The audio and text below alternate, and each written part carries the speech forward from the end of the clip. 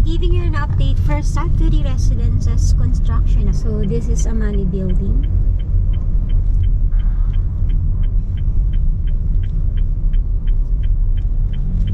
This is our main entrance. Here. So that building is Hakana, which is already done, and we will be starting the turnover on February 2023. So this building here, this one is Amani building. So the property is 1, 2, 3, 4, 5, 6, 7, 8, 9, approaching 9th level for Amani. Original turnover is August 2024. Alright.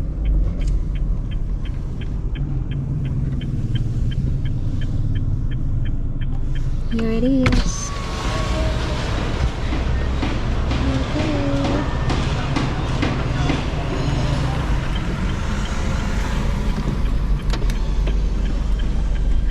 Okay guys, that's all for today. Later, I'll be giving you an update for the other 4 buildings of Satori.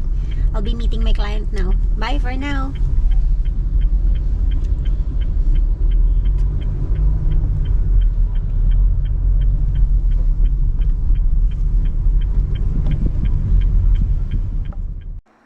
Showing you the other 4 building. So zooming out, this is Hakana building, Lana building, Rahu building, and Yasu building.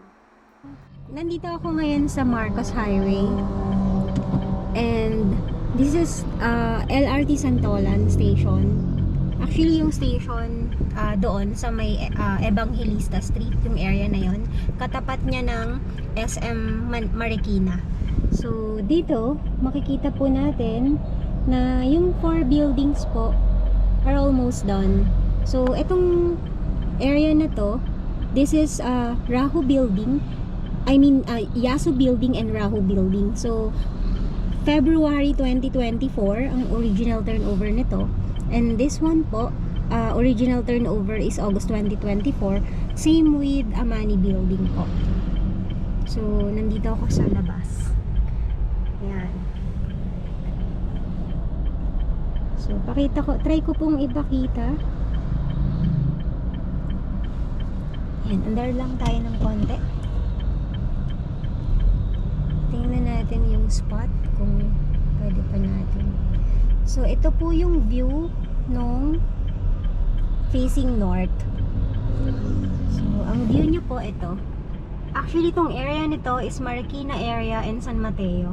Yung pahaba na skyline na yun. So, early turnover po yata tayo for other buildings. Pero for confirmation pa ng management. Okay. This building po is Lana building. Original turnover is August 2023. And then this one is Hakana building. Ito po. Yung Hakana building is February 2023. So kung makita nyo, tapos na talaga siya. Even yung sky deck or yung roof deck, tapos na po. Okay, so that's all for today. If you want to get a property to any DMCI Homes projects, I can assist you in any aspect of from the reservation, from inquiry, reservation, and up to contract signing until the turnover or until you needed my services. So that's all. This is your property consultant, Gina Imperio. I've been with DMCI Homes since 2018. So thank you. Bye for now.